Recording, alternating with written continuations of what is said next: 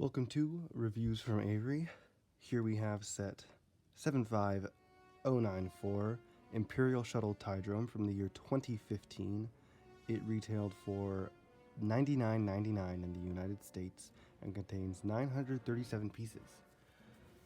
I bought this set used with the instruction manual, no box. It's kind of tricky when you get into talking about if I bought this with figures, and I'll discuss that later. But I bought this set for $60 used. It was missing one part. It was just missing this small Technic 1x1 with stud on the end. And that's a very common part, easy to replace. So let's get started into the review. Starting off, I'm going to start at the front of the ship with the cockpit. This, just on the outside, it looks great. All of the proportions with the window look great. Previously to this one, the Imperial Shuttles Lego had used a sloped window part with a printed white part, and it did not look good.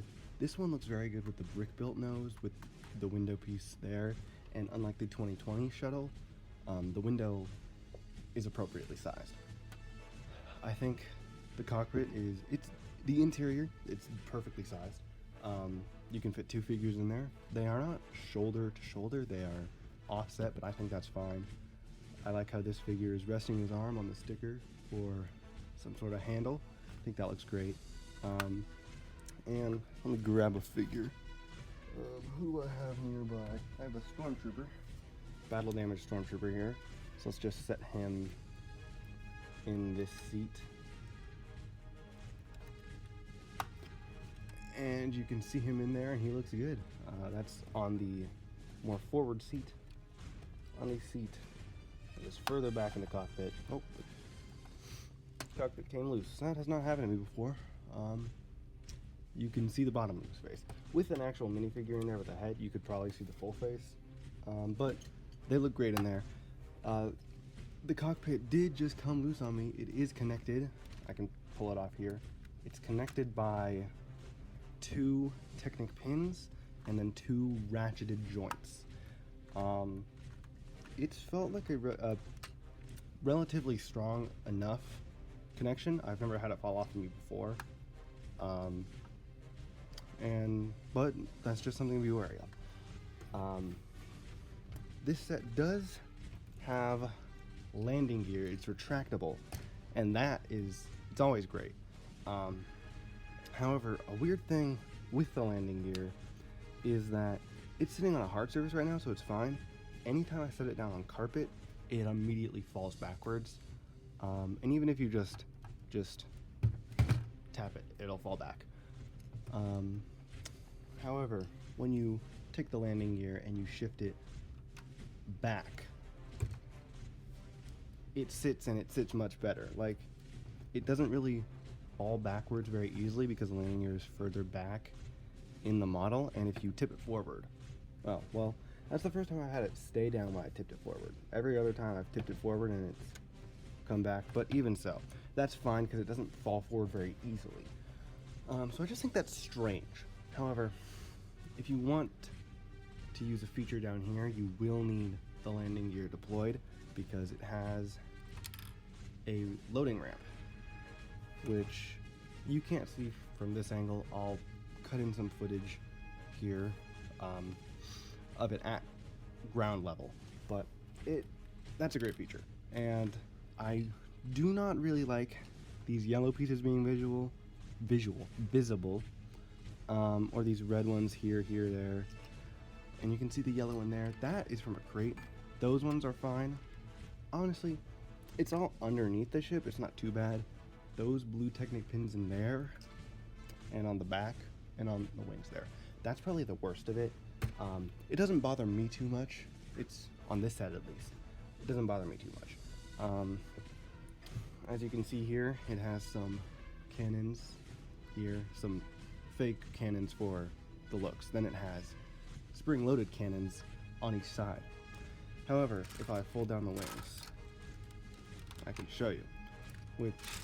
When the wings are folded down, it looks great. You can't really see the full display of it in my setup here, but it does look great. However, with these spring-loaded cannons, you push in right here to make them fire. Now, as you can see, I'm pushing, and it is not firing. If I push and I pull at the same time, then I can get it to come out, but I don't know if something is built wrong, but it gets stuck in a black Technic pin, and it won't fire. That's not something that affects me too much since I'm not playing with this thing. I'm mainly just setting it on a shelf, but it's a play feature that is supposed to be there that does not work. And if you're implementing a feature like that, it should at least function. Maybe if it doesn't function correctly, that's fine, but it should at least function. I don't know if it was something I built it wrong or something, or if it's a design oversight, but that is not great. That's probably my biggest complaint with this set. Now, as you saw earlier, I can fully just pick it up by this top fin. That's because there are Technic beams going throughout it, so it is very strong. Like, that fin isn't going anywhere, which that is great. That it's great that it's sturdy like that.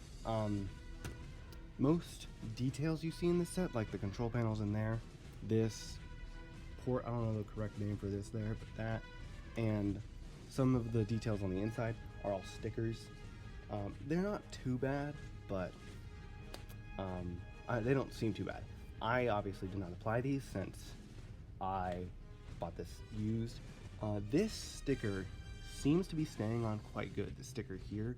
It is applied on a slope, which can get, which over time those can be known to peel up, but so far that one looks good. If you want to access the interior of this thing, I did show you that loading ramp there, but that is not great for access. The main way to access the interior is to come to the side and pull that panel up. On this side you have one seat there, and then a Rebel crate with some, I believe those are supposed to be thermal detonators in there, like thermal detonators on top of orange studs. I could be wrong. My set did not come with those, but I bought this used with a few pieces missing, so it's nothing too important though. And then you have one seat there. Then on the other side you have a very similar situation, but it's just two seats. Then there's a little weapons rack right there. If I can get the light to shine in there properly, you have a nice stickered panel in there. That design I really like. I'm not sure what planet that's supposed to represent. Maybe that's Endor. But regardless, that sticker is very nice looking. The interior, I think, is a good size. If you feel so inclined, you can. It should be very simple to modify this side to have seating for two. But that is a very good sized interior, which cannot be said for the 2020 version of this set.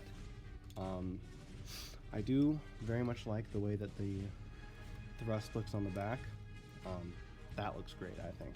And these point defense cannons, they're a nice detail and they should be there, but when I'm naturally wanting to grab this set from the back, I find I knock them out of the angle where they look good. Now you can lower them, and they look best when they are aimed together, but like I said, when you knock them, you generally just knock one of them. As you can move it from this top fin. I find for like moving it while it's in its landed mode, this can be fairly comfortable. If you are going to like swish this thing around like to play with, I don't find this being that enjoyable just because all of the weight is below your hand. I think it's most comfortable to come in from the bottom with a hand and then put a thumb like right about there. That is, I feel, quite comfortable, and it supports the ship nicely.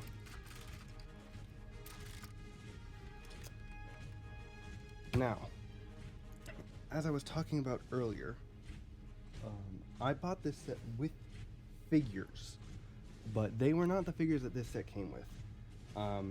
This set came with, ignore that. This set came with 5 figures, 2 Endor troopers, Endor Leia, Endor Han Solo, and Endor, well, not Endor Chewbacca, just Chewbacca. And all of the figures in the set look to be pretty good. I love how Leia has the actual physical poncho. That's great. However, I don't like that figure selection. I feel, since this is an Imperial set, it does make sense for the scene it's representing, but since this is an Imperial set, I feel like it should come with Imperial figures. I think take the 2020 Imperial Shuttle figure selection with Darth Vader, Luke Skywalker, and the pilot. Throw in another pilot so you can fill out the cockpit, then throw in a few stormtroopers, and that's a very good figure selection. If you want to go like the 2005 Imperial Shuttle figure selection, that is just above and beyond. That comes with Emperor Palpatine, Darth Vader, 2 Royal Guards, 2 Stormtroopers, and like 2 Death Star crew members. That's just above and beyond. And that should be what sets of this size come with. Lego is so stingy with the figures that they throw into sets. When a set that's $140, like the ATTE from last year, gets 5 minifigures. It does come with 8 characters, but 3 of them are battle droids. So 5 minifigures. That is seen as great. And I do think that's great, but that shouldn't be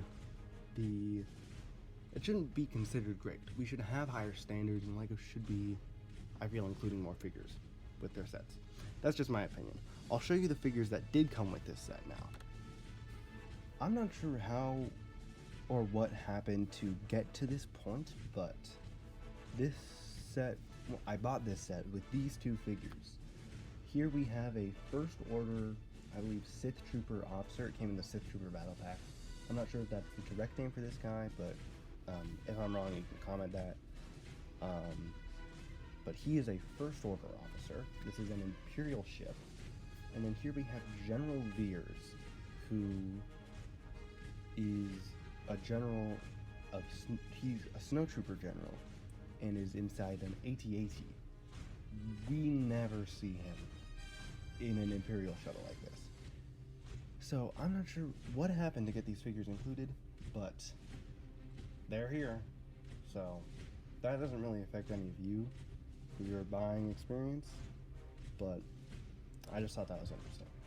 Like I said, this is my favorite Imperial shuttle that LEGO has ever made. And if you can find it for a price like I did, like $60, I would say even like 60, yeah, for like $60 in the condition I got it in, that is a steal. In-box prices are much more expensive. They can get up to like $200, $300. I personally don't care about getting my sets in box, but if you are someone who cares about that, I feel like this set is worth it. This is a great set. And if you like the Imperial shuttle like I do, this is the one to go for. I wouldn't go for any of the earlier ones unless you're nostalgic for that era of LEGO, because they do not look good in this cockpit area. The nose looks terrible on those models.